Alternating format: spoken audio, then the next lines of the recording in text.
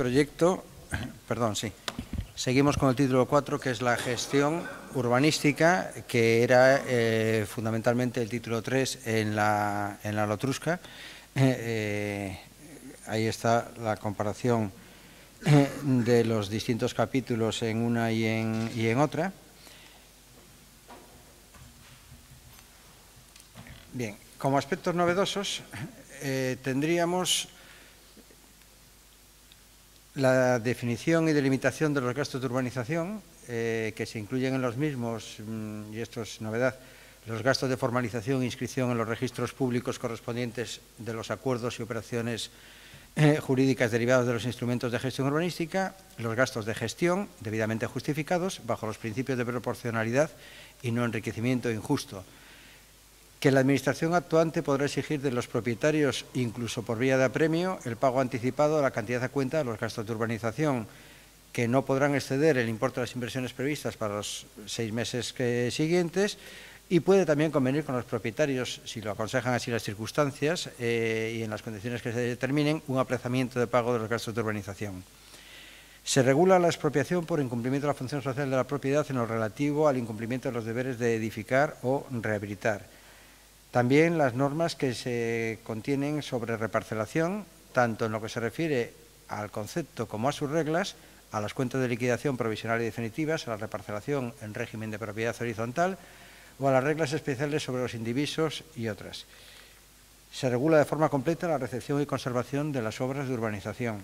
Se contienen normas relativas a las actuaciones de renovación, regeneración y rehabilitación urbanas y a los deberes de edificar los solares o rehabilitar las edificaciones existentes, contemplándose la posibilidad de actuación directa por parte de la Administración o a través de sociedades urbanísticas o de agentes edificadores o rehabilitadores, y asimismo se regulan los derechos de realojamiento y retorno. Vamos a ello. La gestión urbanística, adicionalmente a lo que dice la Lotrusca, tiene como definición que comprende tanto las actuaciones urbanísticas que puedan llevarse a cabo sobre el suelo, subsuelo y, en su caso, sobre la edificación, como los sistemas que puedan adoptarse para la ejecución de las actuaciones urbanísticas. En el suelo urbano, la actuación de la ejecución del planeamiento puede efectuarse mediante actuaciones aisladas, ámbitos de actuación conjunta o unidades de actuación. Son entes de gestión las sociedades urbanísticas, los consorcios urbanísticos y las entidades urbanísticas colaboradoras. Las sociedades urbanísticas son sociedades mercantiles de capital íntegramente público o mixto, constituidas por administraciones, entidades públicas o consorcios creados por ellas, que tienen como finalidades la redacción, gestión y ejecución del planeamiento, consultoría y asistencia técnica, prestación de servicios, la actividad urbanizadora, y la Administración podrá ofrecer sin licitación la suscripción de una parte del capital de la sociedad a constituir a todos los propietarios afectados en una actuación en proporción a la superficie de sus terrenos. Los consorcios urbanísticos se establecen mediante convenio entre municipios, Administración Autonómica y General del Estado, y pueden incorporar minoritariamente a personas privadas. Tienen estatutos, patrimonio y presupuestos propios y se rigen por la Ley de Contratos del sector público. Las entidades urbanísticas colaboradoras pueden participar también en rehabilitación, regeneración y renovación urbana. Sus acuerdos son susceptibles de recurso administrativo en el Ayuntamiento y puede constituirse de forma provisional con un plazo máximo de 3 años y no pueden tener una duración superior a los 10 años. Presupuestos para la ejecución de las actuaciones. En suelo urbano es el plan general el habilitante, salvo que exista una remisión a un plan especial o a un estudio de detalle. Si se trata de actuaciones de dotación o actuaciones edificatorias sobre el medio urbano, es precisa la delimitación previa del área del ámbito de actuación conjunta. En el suelo urbanizable es precisa la aprobación previa del plan parcial, salvo que exista una ordenación pormenorizada. Las unidades de actuación son los ámbitos territoriales delimitados para posibilitar la ejecución integrada del planeamiento, que han de tener autonomía técnica y económica y pueden ser continuas o discontinuas, y los ámbitos de actuación conjunta son áreas afectadas por operaciones de renovación o reforma urbana o de dotación delimitadas en el plan o previamente a la ejecución. La delimitación puede modificarse con diferencias de superficie no mayores del 10% si no hay información pública ni audiencia, y si son mayores al 10% hay que dar trámite de audiencia únicamente a los propietarios afectados. Son bienes de dominio público incluidos en una unidad de actuación. Los bienes de dominio público, incluidos en la unidad de actuación, se les impone la obligación de desafectar o hacer la mutuación de manial a los bienes incluidos con un destino urbanístico distinto del fin al que están afectados. Las vías urbanas y los caminos rurales se entienden de propiedad municipal salvo prueba de contrario. Y los bienes que hayan sido obtenidos por cesión gratuita, el aprovechamiento urbanístico le corresponde al titular, y si la superficie inicial es igual o menor que la resultante, se entienden sustituidos con la operación. Los gastos de urbanización se definen, se incluyen, como he dicho antes, gastos de formalización e inscripción y gastos de gestión debidamente justificados, y se faculta a la Administración para exigir de los propietarios, incluso por vía de premio, el pago anticipado de las cantidades a cuenta con un periodo de 6 meses de anticipo, y puede convenirse el aplazamiento del pago. Son instrumentos de gestión urbanística la normalización de fincas, la expropiación forzosa, la ocupación directa. La normalización de fincas obliga a la cesión de terrenos al municipio para viarios, espacios libres públicos o dotaciones o sistemas generales públicos sin afección al aprovechamiento privado, de forma gratuita, siempre que no exceda del 15% de la superficie de la parcela. Si es superior, hay que abrir el correspondiente procedimiento expropiatorio o reparcelatorio. Las disminuciones que se produzcan al aprovechamiento privado del propietario se compensarán económicamente y no pueden ser superiores al 15% dentro del ámbito normalizable. Y esta normalización se hará constar en el registro de la propiedad. En cuanto a la expropiación forzosa, se introduce el supuesto expropiatorio por incumplimiento de la función social de la propiedad en relación a los deberes de edificar o rehabilitar, y la ocupación directa se admite mediante compensación con terrenos o aprovechamientos de los patrimonios públicos del suelo que no estén destinados por el planeamiento a la construcción de viviendas protegidas. La reparcelación. Se admite el área reparcelable discontinua y se define en el propio proyecto de reparcelación. Si se gestionaran varias reparcelaciones respecto a una misma unidad de actuación, el resultado conjunto debe respetar los derechos que tendrían los afectados si se hubiera tramitado todo en un único expediente. Y en cuanto a sus reglas, son que para el suelo urbano, y con objeto de facilitar los procesos de reforma interior y rehabilitación, se pueden adjudicar en régimen de propiedad horizontal edificaciones existentes, adecuadas al planeamiento urbanístico y sin perjuicio de los ajustes correspondientes de aprovechamiento. Si se tratase de edificación abierta y el plan no contiene reglas sobre la ubicación de los volúmenes, se tramitará y aprobará conjuntamente con el proyecto de reparcelación un estudio de detalle en el que se determine la ubicación de los volúmenes en concordancia con los criterios de adjudicación. No será de nueva adjudicación en el expediente reparcelatorio conservándose las propiedades primitivas, sin perjuicio de la regularización del INDES y compensaciones económicas que proceda en determinados supuestos. Terrenos que ya estén edificados conforme al planeamiento que se ejecuta, terrenos edificados con aprovechamiento que no está ajustado al planeamiento y no está destinados a usos incompatibles, si la diferencia que le corresponde con arreglo al plan y el que tendría en proporción al derecho de reparcelación sea inferior al 15%, o bien si el coste de la eliminación resulta desproporcionado para la economía de la actuación. Los adjudicatarios de terrenos, cuando sean de lugar a la distribución, si se adjudica a favor de propietarios que están en el mismo ámbito y en proporción a sus respectivos derechos, tienen todas las exenciones tributarias que establece la legislación. En cuanto a la cuenta de liquidación provisional, se regula su liquidación, se define el contenido y la obligación de indemnizar a los acreedores netos antes de la inscripción. La liquidación definitiva tiene lugar cuando se concluya la organización de la actuación y con efectos exclusivamente económicos. Se ha de tener en cuenta las cargas y gastos que se hayan producido con posterioridad al acuerdo de aprobación de la reparcelación por todos los conceptos, y si una vez liquidado surgieran nuevas cargas como consecuencia de algún proceso judicial, habrá que repetir para esas un nuevo expediente porque se cierra con la liquidación definitiva, con la cuenta de liquidación definitiva se cierra el proceso. El proyecto de reparcelación se define en el anteproyecto el contenido documental y tiene obligación de justificar los extremos que sean relevantes para la valoración de derechos, las preexistencias, las adjudicaciones, la coherencia con el planeamiento y la cuenta de liquidación provisional. La reparcelación puede establecerse en régimen de propiedad horizontal en actuaciones de regeneración y renovación urbanas, consistiendo en la adjudicación, incluso forzosa, de elementos de una construcción en régimen de propiedad horizontal a cambio de las primitivas propiedades. La parte alícuota que le corresponde al promotor tiene que quedar garantizada íntegramente mediante el aval bancario en beneficio de los propietarios antes de la inscripción registral de la obra nueva de construcción. El reparto se rige por los principios reparcelatorios de coincidencia y proximidad y si es imposible su aplicación, la adjudicación se corregirá con los coeficientes de valoración objetiva o con compensaciones en metálico. Si la agrupación de inmuebles aporta utilidades de las que carecía estando separadamente los terrenos, pues se ponderarán estos beneficios en la definición de los derechos.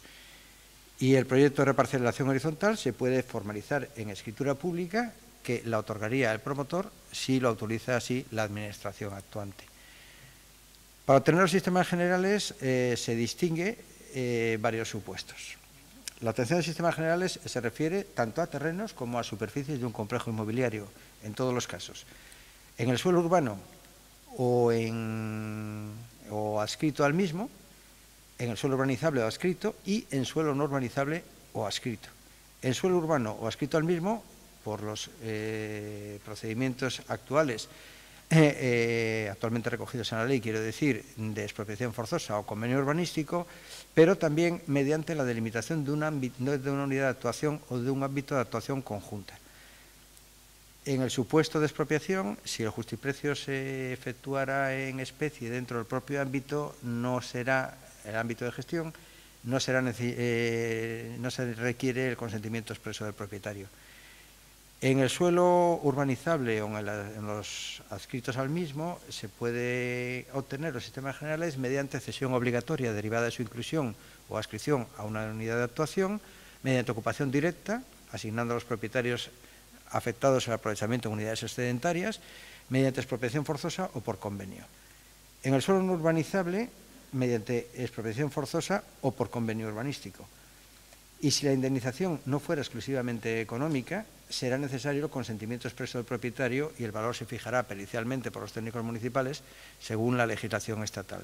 Para los sistemas locales se pueden obtener en suelo urbano o urbanizable mediante cesión obligatoria, urbanizada y gratuita o por inclusión, en una unidad de actuación o ámbitos de actuación conjunta y a través del sistema de ejecución y gestión que se adopte en cada uno de los casos.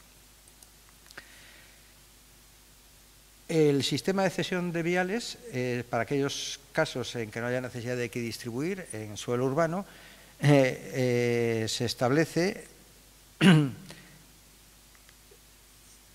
se utilizará en los pequeños municipios, se aplicará de forma generalizada siempre que el planeamiento no disponga otra cosa y en el resto de los municipios se puede aplicar en los núcleos rurales y en los núcleos de población que el planeamiento identifique motivadamente para preservar su carácter eminentemente rural. Las reglas que rigen el sistema de cesión de viales es la cesión de los terrenos destinados por el planeamiento a viales y dotaciones, zonas verdes y espacios libres, siempre que en conjunto no supere el 15% de la superficie de la parcela. Tiene lugar al obtener la licencia, se formaliza en documento público y tiene que acompañarse de un plano o un documento gráfico donde se exprese la superficie de cesión con precisión. Los propietarios vienen obligados a urbanizar su parcela o ámbito de actuación, garantizando y ejecutando, si es el caso, las conexiones a las redes generales municipales y cederlas al ayuntamiento una vez ejecutadas. Si no existieran estas redes generales municipales, debe resolverlas individualmente, pero con el compromiso de conectarse cuando se implanten. Las conexiones de la urbanización han de transcurrir, como actualmente, por terrenos de uso público o constituir servidumbre a favor del ayuntamiento, y se vinculará su capacidad al número de edificaciones a realizar. Se puede autorizar por el ayuntamiento la ejecución simultánea de obras de acometido, urbanización y edificación, y el ayuntamiento deberá exigir las garantías suficientes del cumplimiento de esta obligación, como recoge el Reglamento de Gestión Urbanística.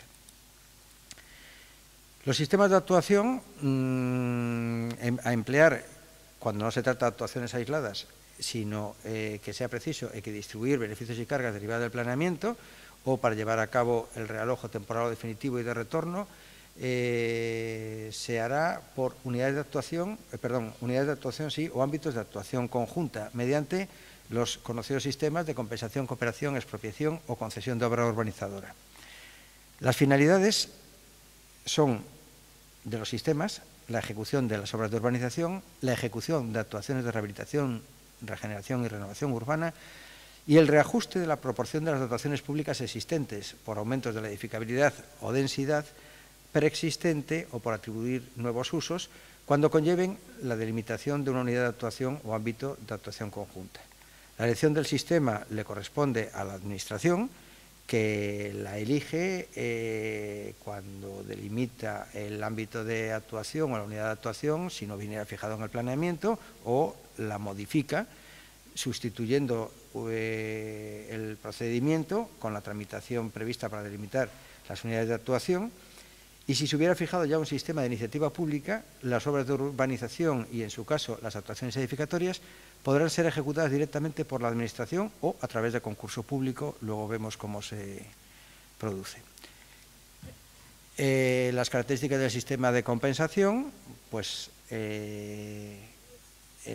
pueden formar parte de la Junta de Compensación, además de los propietarios, los demás sujetos que legitima la legislación estatal, llevando a cabo las obras de urbanización, edificación y rehabilitación que sean precisas, es decir, todo aquel que luego vaya a poner la mano puede formar parte de la Junta de Compensación. Aprobación de estatutos y constitución de la Junta. Los propietarios legitimados presentarán el proyecto de estatutos junto con un anteproyecto de reparcelación, al objeto de que los propietarios minoritarios conozcan los costes del procedimiento.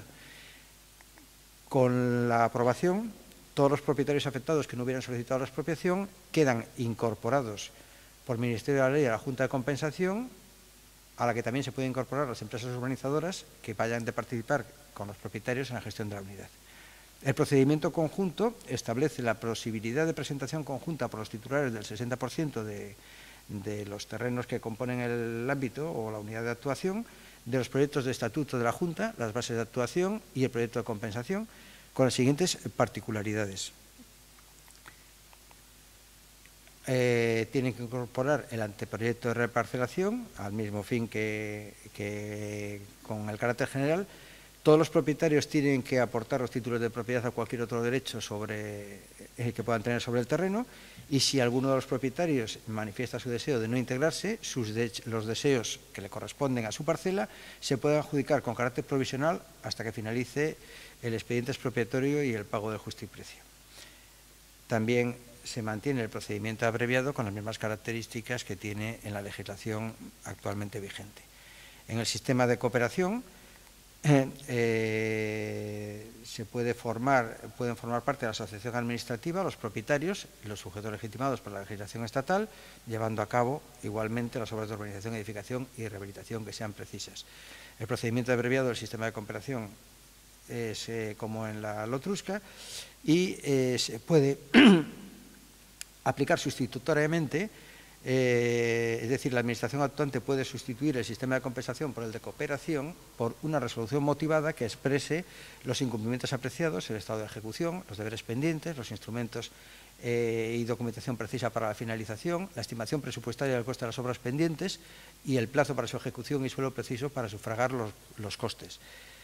La resolución de sustituir el sistema habilita a la Administración para ocupar los terrenos y bienes de cesión y formular y ejecutar los instrumentos de planeamiento o desarrollo precisos, implica la asunción del control directo de la actuación urbanística por parte de la Administración, que comporta la afectación legal al desarrollo del sistema de los terrenos, construcciones, edificaciones y derechos, y supone, de facto, la disolución de la Junta de Compensación y la consiguiente apertura del proceso de liquidación, y la Administración puede, además, nombrar un administrador o un liquidador.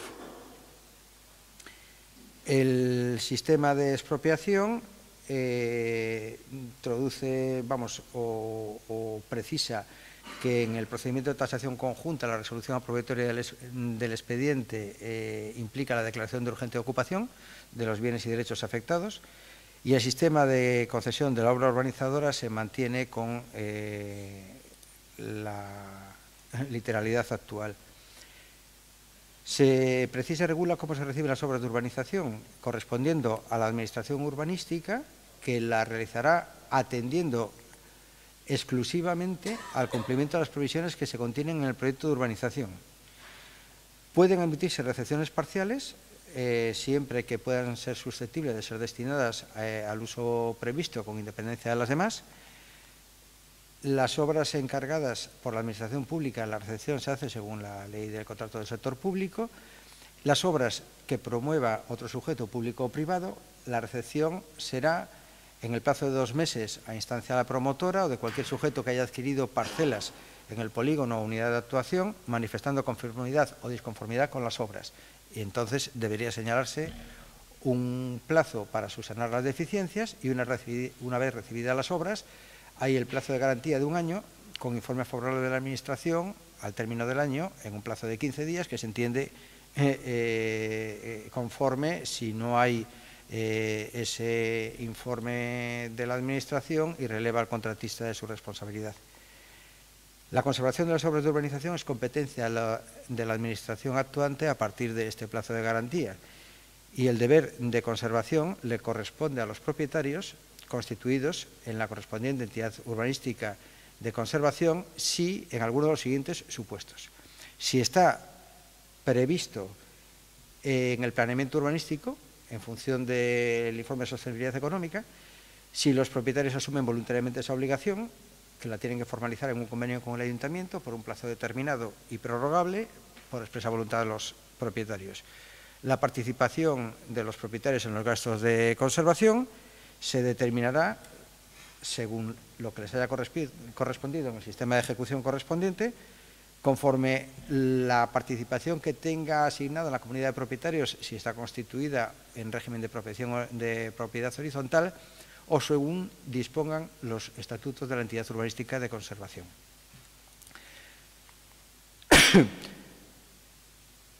Las actuaciones de renovación, regeneración y rehabilitación urbana, como concepto, son el conjunto de actividades que inciden en ámbitos en los que se den procesos de obsolescencia o degradación del tejido urbano o del patrimonio arquitectónico, o de ambos. Se establece la definición de cada una de ellas: actuaciones de rehabilitación edificatoria, consistentes en realización de obras a través de un proyecto técnico que conlleva la propuesta de intervención concreta para un determinado inmueble, y siempre a través de actuaciones aisladas. Las de regeneración urbana, que incluyen obras de rehabilitación edificatoria y otras que afecten a la urbanización material del espacio público del ámbito al que se trata, y que conjuntamente con las actuaciones de renovación urbana implican la delimitación de un ámbito de actuación continuo o discontinuo que se desarrolla mediante el Plan Especial de Reforma Interior. Y actuaciones de renovación urbana son aquellas que requieren la ejecución de obras de edificación de nueva construcción en sustitución de edificios previamente demolidos, así como las obras complementarias que se realicen sobre la urbanización material del ámbito correspondiente.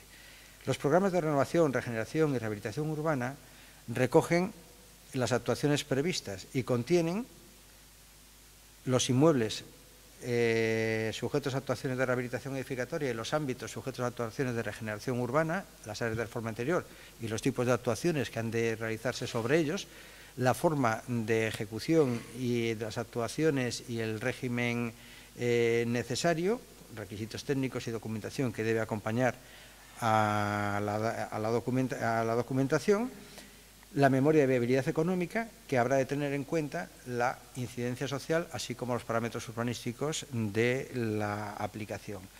Su relación con el plan general es que pueden formar parte de estos programas de renovación regeneración y rehabilitación urbana, pueden formar parte del plan sin perjuicio de que puedan desarrollarse como documentos con autonomía propia del plan o integrados en las normas urbanísticas y ordenanzas en los planos de ordenación correspondiente.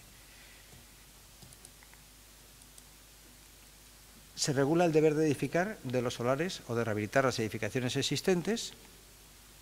En el caso de que el Ayuntamiento prohíba la sustitución total o parcial de edificaciones existentes o imponga la conservación de determinados elementos o su rehabilitación integral, el deber de edificar se entenderá como deber de rehabilitar.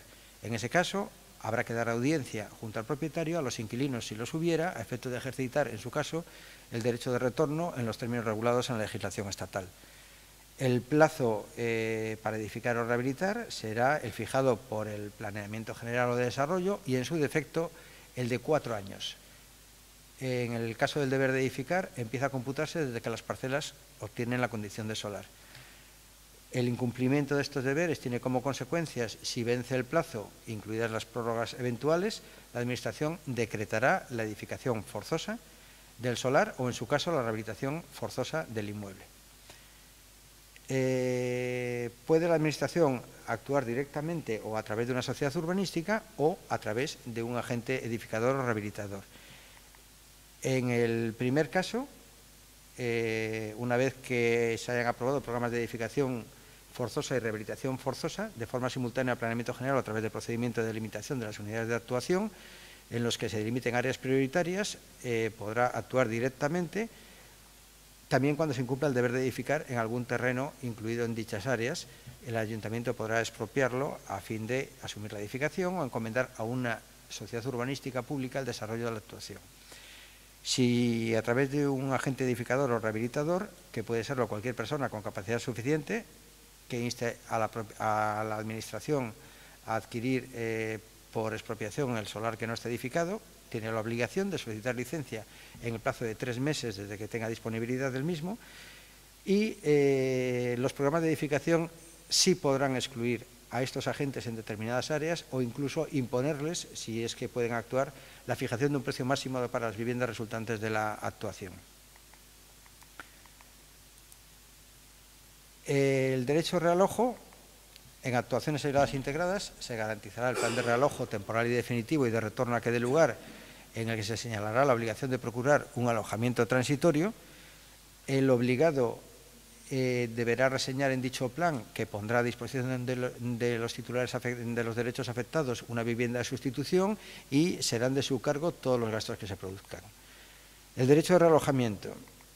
En todas las actuaciones de ejecución del planeamiento en las que se requiera el desalojo de ocupantes legales de viviendas destinadas a residencia habitual, conllevará la necesidad de garantizar el derecho a estos a ser realojados. Son ocupantes legales los que disponen de título de propiedad, arrendamiento o usufructo de las viviendas. Es residencia habitual la que ha sido ocupada de manera efectiva durante más de 183 días al año en los últimos 24 meses. Son obligados a dar cumplimiento al deber de realojo la Administración o el beneficiario de la expropiación, en el caso de expropiación forzosa o ocupación directa, o el promotor de actuación urbanística si el sistema de actuación fuera otro. En cuanto al emplazamiento y características de las viviendas de realojamiento, la vivienda debe estar en el mismo ámbito de la actuación, tener un equivalente económico si no fuera posible, y la vivienda debe ser adecuada a las necesidades propias de la unidad de convivencia de la familia realojada. Y los requisitos y condiciones de realojamiento, los ocupantes de las viviendas originarias, en virtud del título de propiedad, pueden elegir entre la compra de una vivienda de sustitución a un precio de protección pública, pagando la diferencia del valor, al usufructo vitalicio de esa vivienda de sustitución, abonando el valor de ese derecho, a una vivienda de sustitución en régimen de alquiler de protección pública cuya renta no supere el 30% de los ingresos de la unidad de convivencia, a los afectados que tengan ingresos inferiores al 4,5% del IPREM, podrán comprar una vivienda de sustitución a precio de justiprecio. Y todos los gastos de impuestos de transmisiones patrimoniales y actos jurídicos documentados están bonificados al 99%. Y todos los gastos de traslado igualmente tienen derecho a ellos. En el derecho de realojo, los ocupantes legales de las viviendas, según se ha definido anteriormente, que lo sean a título de arrendamiento con independencia del derecho de realojamiento, tienen derecho a ejercitar el derecho de retorno. También tienen derecho de retorno los propietarios minoritarios de edificios en régimen de propiedad horizontal afectados por actuaciones de rehabilitación forzosa, siempre que la rehabilitación del edificio en el que residen sea llevado a cabo por agentes rehabilitadores. Todas las actuaciones urbanísticas que se desarrollen de manera aislada y en las que no corresponda aplicar la expropiación, en las que se requiera el desalojo de los ocupantes legales a título de arrendamiento, tendrán derecho a un alojamiento transitorio y a retornar a la nueva vivienda. El emplazamiento debe ser en el mismo solar o en el entorno. Las características serán análogas a la sustituida, una superficie que al menos sea el 50% de la anterior, siempre que sea más de 90 metros cuadrados, o la que tuviere si fuera inferior. Los requisitos y condiciones para el realojo de los ocupantes de las viviendas originarias pueden elegir igualmente entre la compra en el mismo supuesto que para el derecho de realojamiento. Y en este punto yo termino, porque si empezamos con los anexos me parece que nos vamos a alargar mucho. Únicamente se establecen anexos, se establecen estándares de todos estos parámetros, principios generales establecidos para ello. Primero hay unas definiciones de lo que son los estándares, luego los principios generales que deben de cumplir, las condiciones dimensionales de las zonas verdes públicas, de los equipamientos, los porcentajes que deben de tener para cada uno de los supuestos, y luego otros estándares, que es la protección del medio ambiente, la eficiencia energética, las energías renovables, movilidad sostenible, consideraciones de los riesgos, protección del patrimonio cultural, calidad urbana, cohesión social, y ahí termino yo.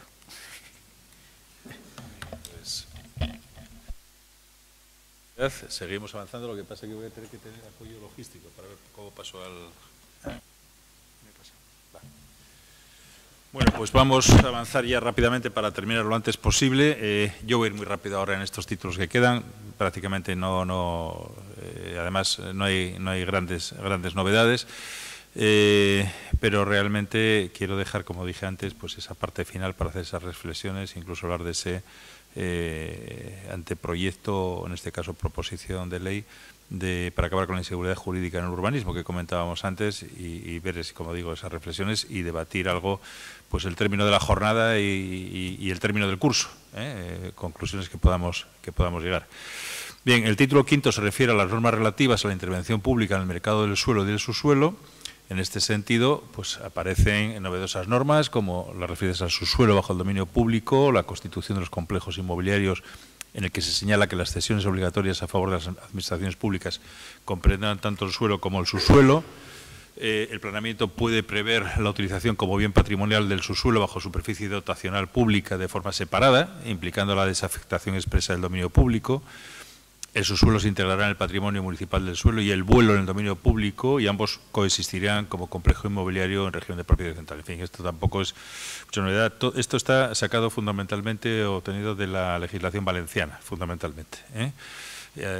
No hay ningún invento. Aquí estamos cogiendo, hemos cogido lo mejor de cada legislación que hemos considerado y, por supuesto, aportaciones propias.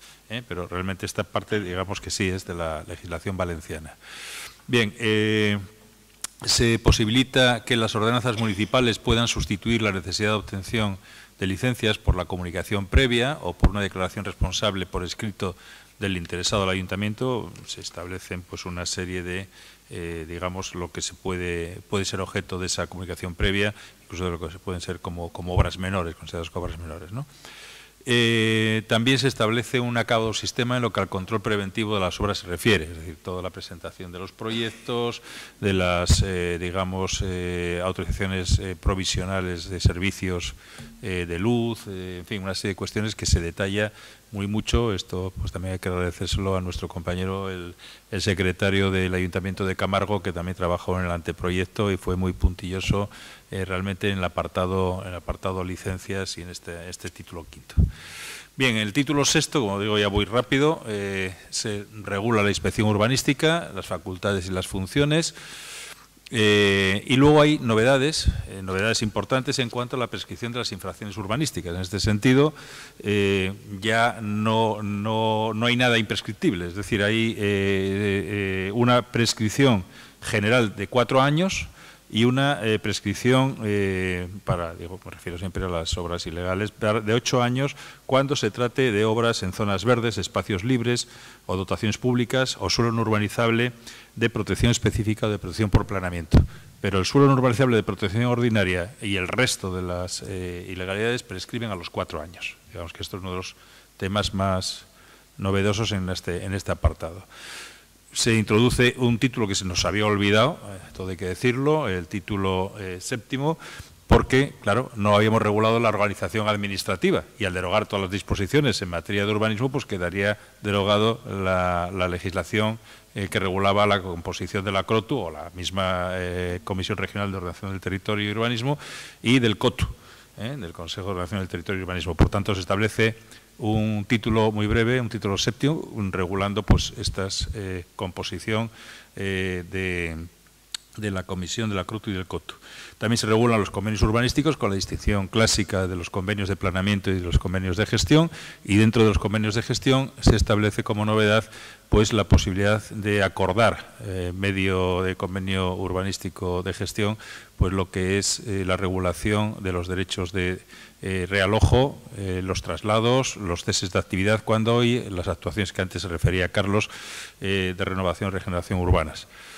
Bien, pasando ya a las disposiciones, la parte final, como dije antes, hay una disposición adicional única que trata del aprovechamiento minero del subsuelo, recogiendo íntegramente la Ley de Cantabria 5/2017 de 15 de mayo, cuya finalidad, como sabéis, es el posibilitar el aprovechamiento de todo el subsuelo de Cantabria, distinguiendo a estos efectos, pues evidentemente lo que es el suelo de lo que es el suelo, donde se tendrá que tener en cuenta pues la calificación del suelo a los efectos de construcciones al servicio de las obras mineras. Luego hay una disposición derogatoria única, donde queda derogada la Ley 2/2001 de 25 de junio, la Otrusca, y cuántas disposiciones se opongan a la presente ley. Por eso hemos integrado, como dije antes, en la disposición adicional única la Ley de Cantabria 5/2017, no así la Ley de realojo, retornos, que bueno, pues vamos a ver, esto va a ser un escollo importante y se debatirá, lógicamente, si alguna vez se debate en el Parlamento la nueva legislación. Entramos en las disposiciones finales y como disposiciones finales pues hay 4 disposiciones: la entrada en vigor de la ley al día siguiente de su publicación, la habilitación al Consejo de Gobierno para crear y organizar el Registro Público de Planeamiento y Gestión Urbanística de Cantabria, que hablábamos en el artículo, uno de los artículos del título preliminar, el artículo 14 concretamente del anteproyecto. Se autoriza en otra disposición al Consejo de Gobierno para modificar o complementar los contenidos del anexo de la ley. Yo creo que esto es un tema práctico y positivo que ya también comentamos antes. Y una disposición final clásica habilita al Consejo de Gobierno para actualizar el importe de las multas que se prevén en la propia ley en las materias sancionadoras. Como disposiciones transitorias, voy a destacar, hay 8 disposiciones transitorias que pretenden establecer un régimen que permita un sencillo paso de la anterior a la presente ley, teniendo en cuenta que estamos ante un completo, que es lo que comentábamos antes, y acabado texto elaborado para su directa aplicación sin necesidad de desarrollo reglamentario. No se ha previsto, por innecesario, la adaptación de los planeamientos vigentes a la nueva ley y, entre otras cosas, visto el éxito que se ha tenido. Vamos a ser prácticos, vamos a decir, bueno, pues esta ley se aplica ya con independencia de adaptación y, bueno, como estamos viendo, actualmente se está utilizando en muchos casos las vías de las modificaciones de planeamiento. Otra disposición es la que establece un periodo de transitoriedad de 2 años para que se pueda seguir construyendo vivienda en suelo no urbanizable de protección ordinaria fuera de las áreas de crecimiento controlado en los mismos supuestos y condiciones establecidos en la anterior transitoria novena. Es decir, esta es una disposición transitoria, la 8ª, que sigue dando árnica de 2 años, de nuevo, espero que en este caso pues la decisión política acabe cuando toque, si esto se aprueba, entre otras cosas, para decir estos son 2 años preclusivos y además tenemos un instrumento muy sencillito que es el área de crecimiento controlado, y suponemos también, pensando que estamos ya en Shangri-La, que hay un PROT en vigor y por tanto ordenando el territorio y regulando dónde se pueden desarrollar esas áreas de crecimiento controlado. Pero en todo caso, bueno, pues hay que hacer concesiones y por tanto hay un régimen transitorio que en esa disposición, creo que es la 8ª, la del anteproyecto, pues lo que hace transcribir exactamente los contenidos de la legislación del medio rural, en fin, todos los contenidos, lógicamente, de las corolas, de las distancias, de la superficie de parcela, que están vigentes para, como lo mismo que decíamos antes, como se deroga toda la legislación urbanística anterior, pues hemos transcrito en la transitoria correspondiente, transitoria 8ª, pues absolutamente todas las prescripciones necesarias que se tienen que cumplir para poder seguir construyendo durante 2 años, digamos, fuera de las áreas de crecimiento controlado. En definitiva, y aquí hago un inciso, la filosofía es que no se puede hacer vivienda residencial ajena a los fines naturales de los terrenos agrícolas, ganaderos, cinegéticos, fuera de un ámbito ordenado. Podemos discutir esto, este es uno de los temas más importantes, ver si se acierta efectivamente con esa ordenación, pero tiene que haber una ordenación, que yo creo que ya en esta comunidad sería, perdonadme, pero es una reflexión propia, sería bastante, no sé cómo decirlo, flexible, permitiendo la vivienda residencial ajena a los fines agrícolas, ganaderos o cinegéticos. Sabemos que hay otras comunidades, han pasado por aquí, donde era absolutamente restringido la construcción de vivienda unifamiliar fuera de los núcleos, fuera de los núcleos. Núcleos rurales, por cierto, que en Asturias y en País Vasco es suelo rústico, y aquí seguimos manteniendo el suelo urbano. Bien, y luego otra transitoria que es establece el plazo de 2 años para que los ayuntamientos tengan organizada su cédula urbanística. Y por último, otra transitoria, sería la 6ª, que da un plazo de 4 años para empezar a computar, desde la entrada en vigor de la ley, 4 años, para empezar a computar los 8 años para la desclasificación de los suelos urbanizables. Estamos hablando entonces, si esta ley entra en vigor, de 12 años para desclasificar los suelos, para entendernos que no se han movido. Bien, el anexo ya se ha referido Carlos, y bueno, pues es lo que estábamos comentando, ese sistema flexible que se construye y que se incluye en la cédula urbanística. Se da un modelo, más que un modelo, se dice los contenidos que tiene que tener la cédula urbanística para que los ayuntamientos puedan hacer el seguimiento y elaborarla, ¿no?, en ese plazo de 2 años que se ha dado. Y ya vamos a entrar entonces en las reflexiones, que yo creo que es un poco lo que puede ser un poco más interesante, lo que hemos recogido todos de este trimestre, este fructífero trimestre corto, pero interesantísimo, por tanto. Y insisto, en algunas de las reflexiones que haré serán de mi propio pensamiento y, digamos, avalado en positivo o negativo por las circunstancias de mi vida que he expuesto antes, desde los diferentes aspectos de las barricadas en las que he militado. Entonces, bueno, pues como reflexiones que se me ocurren, de nada sirven las leyes si no se afronta el reto de poner fin a las causas que realmente están erosionando los fundamentos del urbanismo. Las leyes simplemente aportan soluciones técnicas, formales, que de nada han de valer si no se diagnostican y se ponen remedio a los problemas de fondo. Es una reflexión que dejo ahí. Una segunda reflexión es el objetivo fundamental del urbanismo y las dificultades para lograrlo. Yo entiendo que se ha perdido el norte de lo que debería ser el objetivo prioritario y el fundamental del urbanismo, es decir, el diseño de nuestras ciudades, esa necesaria visión global sobre sus desarrollos y distribución de usos, ya que los árboles de lo técnico no nos dejan a menudo ver el bosque del modelo político de la ciudad en la que queremos vivir. La dejo ahí también. La tercera reflexión, se echa en falta una verdadera didáctica, es decir, de lo que significa y sobre todo de lo que ha de significar para el futuro de nuestros pueblos y ciudades la elaboración y el procedimiento de aprobación de los planes generales de ordenación urbana. Entendemos que la didáctica va a depender en gran medida de la capacidad y de la voluntad de nuestros políticos para trasladar a los ciudadanos la importancia de lo que se está decidiendo. Y en este sentido, fundamental para ello ha de ser el dotarles de instrumentos y herramientas adecuados para llevar a cabo este empeño. Yo confieso que sigo siendo pesimista de que nuestros políticos o de que los políticos seamos capaces de trasladar esa didáctica. Pero, en fin, también lo dejo ahí. Una cuarta reflexión es la elaboración de los planes generales de ordenación urbana, misión imposible. Yo creo que hoy por hoy es una misión imposible. ¿Y por qué? Yo creo que los planes se han convertido en documentos poco realistas por lo que a su elaboración se refiere. Pienso que la cantidad de normas de todo tipo que han de ser observadas para su elaboración, los informes sectoriales que han de ser recabados y, en definitiva, la complejidad del proceso entero hace que el objetivo de plasmar en este documento, el plan de ordenación, nuestros deseos de ciudad, se convierta en algo difícilmente realizable. Es un pensamiento que tengo y que realmente, además, si a esto añadimos que cada informe sectorial, cada persona que emite ese informe, que tiene la competencia de emitir ese informe, considera que el suyo es lo más importante que puede hacer y que es la base de todo plan general, su informe, pues vemos que realmente esto se convierte en algo prácticamente imposible de alcanzar.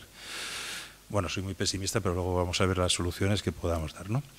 Otra, ¿por qué es misión imposible? Pues porque la elaboración de un plan general de ordenación urbana se convierte en una especie de juego de la oca, en el que en lugar de avanzar se retrocede hasta llegar a caer en el pozo o hasta volver a la casilla de salida. Yo creo que estamos un poco en esa dinámica. Otra reflexión, la facilidad con la que nuestros tribunales, hoy aprovecho que no hay ningún juez aquí, pueden anular los planes generales por simples defectos formales. Yo creo sinceramente que se pasan. Lo digo claramente, y si tuviera algún juez lo diría. No creo que con esto me supusiera un problema especial, sobre todo en un curso donde se puede hablar de todo o de casi todo. Yo creo que efectivamente los anulan muy alegremente y quizás se utiliza el defecto formal para no entrar en otras cuestiones de fondo. Bueno, lo dejo ahí, luego seguiremos hablando. Y otra reflexión es que es necesario, y ahí hablaremos y le pediré ayuda a mi amigo y profesor Alegre para que comente esta última parte que vamos a decir. La necesaria reforma legislativa, tiene que existir una necesaria reforma legislativa que acabe con la inseguridad del urbanismo, facilitando la elaboración de los planeamientos y paliando las consecuencias de su anulación. Bien, aquí hay que avanzar en una serie de líneas legislativas y políticas también, en esto que vamos ahora a comentar, y me explicaré, y avanzar en líneas legislativas tanto autonómicas como estatales, entiendo como estatal lo que es la potestad de la Administración General del Estado, ¿no? En unos casos se está haciendo, y vamos a citar, y luego ya le lanzo el guante a Juan Manuel, vamos a citar lo que antes comentaba, el anteproyecto elaborado, hoy proposición, porque la ha hecho suyo el Partido Popular, y no sé, al final supongo que habrá un consenso, porque ya digo que estamos todos de acuerdo en que hay que avanzar por esa línea, de la Ley de Medidas Administrativas y Procesales para reforzar la seguridad jurídica en el ámbito de la ordenación territorial y del urbanismo. Es decir, las modificaciones que se introducen para acabar con esa inseguridad en la ley vigente del suelo y en la ley de la jurisdicción contenciosa administrativa. Bien, medidas de carácter, digamos, político en avanzar en esa línea que pongo yo aquí, pues indudablemente extremar el rigor en la tramitación de los planeamientos. Esto está claro que los gestores públicos tenemos que efectivamente extremar ese rigor para evitar luego los sustos indeseados finales, ¿no? Por supuesto, otro paso que hay que dar es simplificar la tramitación y aligerar los contenidos de los planeamientos. En este caso, pues estamos hablando lógicamente de también medidas políticas, medidas legislativas, en el sentido de simplificar la tramitación, y son también medidas legislativas, sobre todo a nivel autonómico, en este caso sería la medida legislativa. Aligerar los contenidos, como estamos señalando, pues lo mismo, medida legislativa autonómica, que hemos visto algunas de las medidas que hemos señalado hoy, y, por supuesto, medidas también, de alguna manera, políticas, ¿no? Delimitar los simples defectos formales que pueden ser subsanados de los aspectos de fondo. En este sentido, distinguiría la medida legislativa estatal, de hecho se contiene en el anteproyecto que estaba citando, vamos a llamarlo el anteproyecto estatal para entendernos y distinguirnos del nuestro, y luego también acompañar esa delimitación de los simples defectos formales con medida legislativa autonómica, como es ese 107, pues el artículo puede ser otro, es el nuestro, el 107 me parece que era, en su parte final, que desarrolló muy bien Carlos, donde se define lo que son modificaciones sustanciales de lo que no son modificaciones sustanciales. Con eso habremos dado un paso de gigantes para evitar las nulidades de nuestros planeamientos. Con independencia de que se llevara a cabo el anteproyecto de estatal, está claro que si esta ley estuviera en vigor, ya habríamos avanzado. Para mí es uno de los artículos de más calado de todo el anteproyecto. Definir lo que es modificación sustancial. Los jueces tendrán ahí un apoyo para examinar si se produce uno de los aspectos regulados en el artículo. Bien, otra cuestión es circunscribir las consecuencias de los efectos de las estimaciones de los recursos a los ámbitos materiales a los que se refieren y no a la totalidad del plan. Esto es fundamental. ¿Cuántas veces estamos asistiendo a que una persona, un propietario con sus legítimos intereses ataca un plan por todos los aspectos que pueda atacarlo para salvar la clasificación o la calificación de sus terrenos, porque no le conviene cómo queda el plan y con eso se tumba el plan entero? Bueno, pues el anteproyecto del Estado sí contempla esta medida de que las impugnaciones se circunscriban a los ámbitos materiales a los que afectan, dejando salvado el resto del plan. Esto es también importantísimo, importantísimo. La suspensión de los procedimientos judiciales cuando los recursos han sido interpuestos por defectos formales, otorgándose el correspondiente plazo para su posible subsanación. Esta medida, que tendría que ser de legislación estatal, no está en el anteproyecto. Yo lo he propuesto, como bien sabes, Juan Manuel, lo hemos propuesto. Yo creo que con poco resultado, pero es una medida que es copiada del Código de Urbanismo francés.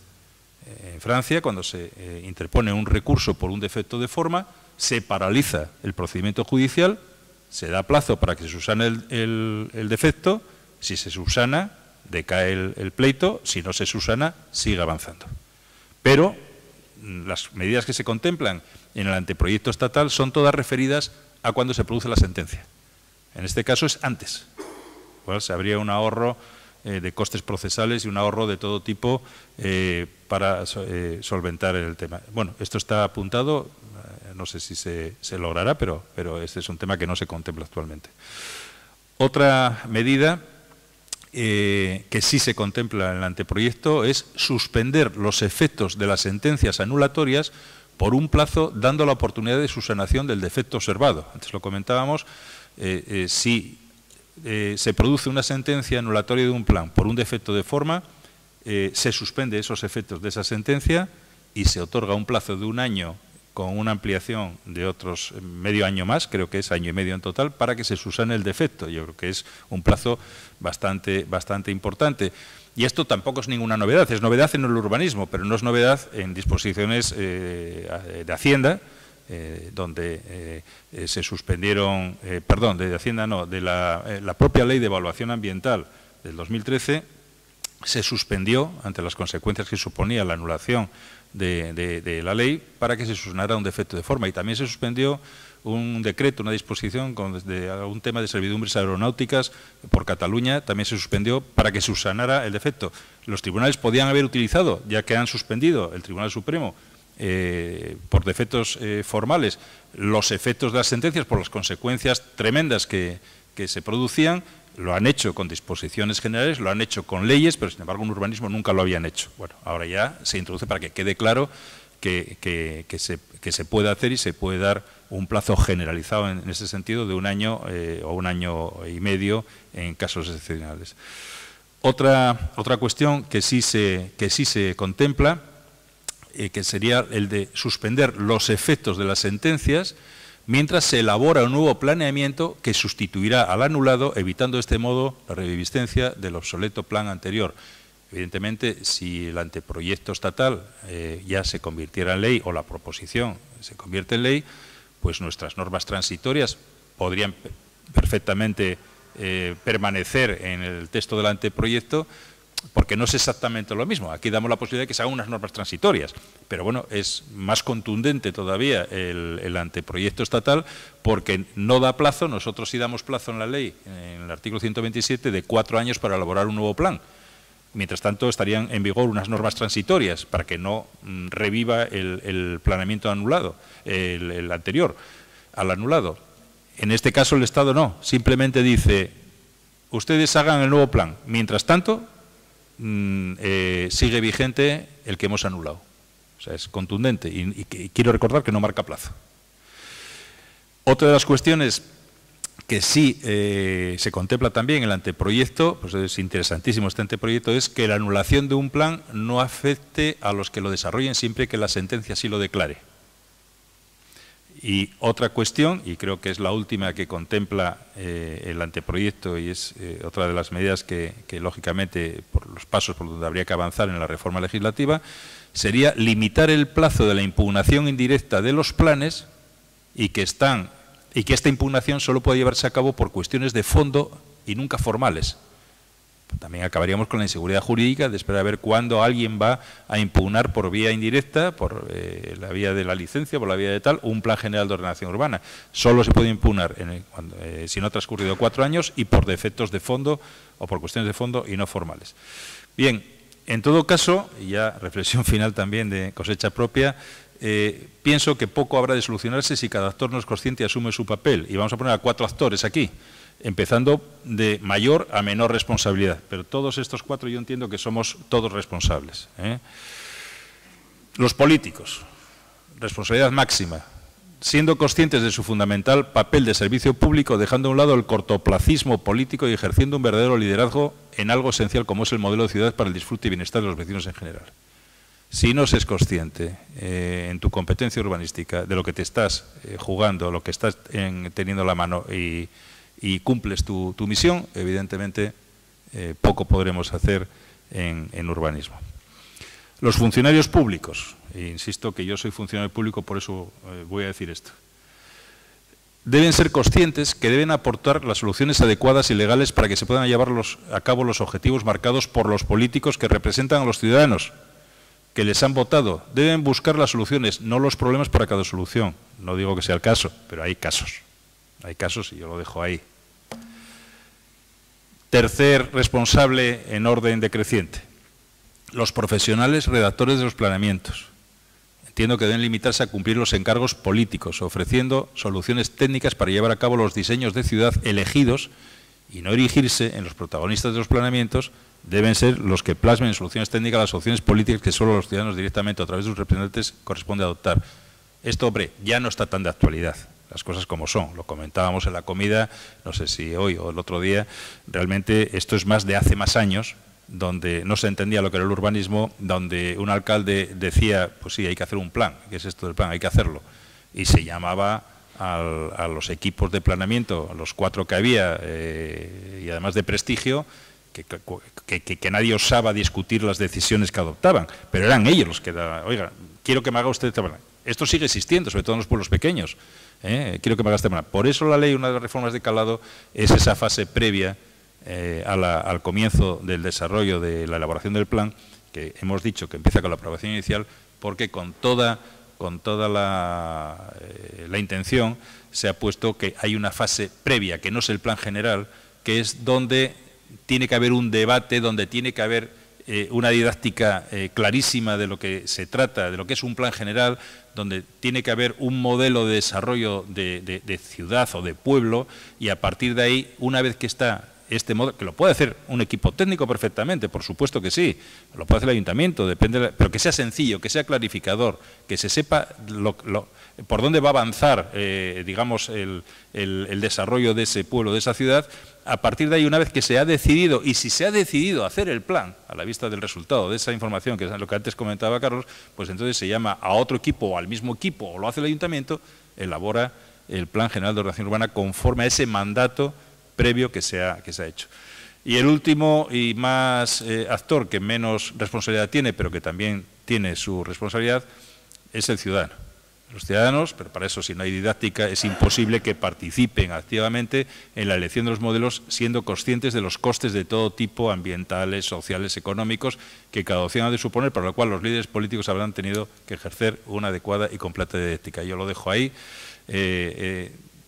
puesto en común las reflexiones y si os parece, aunque ya sé que es muy duro, que es la última jornada, que hemos acabado el curso, pero bueno, pues hemos acabado.